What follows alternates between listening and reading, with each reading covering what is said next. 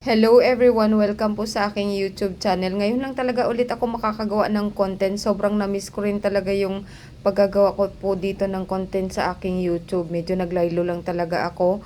Nag-focus po ako sa TikTok at saka sa Facebook. Medyo nadismaya po talaga ako kasi sa sobrang tagal ko na nagko-content dito sa YouTube. Hindi talaga ako ma-monetize. Kaya ang ginawa ko, dinilit ko lahat ng mga videos ko way back 5 years ago pa yata yun. Tapos nag-back to zero talaga ako. Sa mga bagong nag-subscribe sa akin sa YouTube, by the way, isa ako pong housewife, full-time housewife. Tapos nagmamassage din po ako kasi meron kaming sariling spa.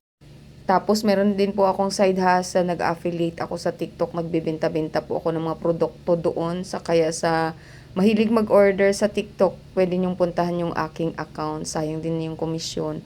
Pambili rin natin yun ng mga anik-anik ganun. And aside from that, ayan, nagbebenta rin po ako ng personal collection, di ba, bongga? So marami tayong side hustle.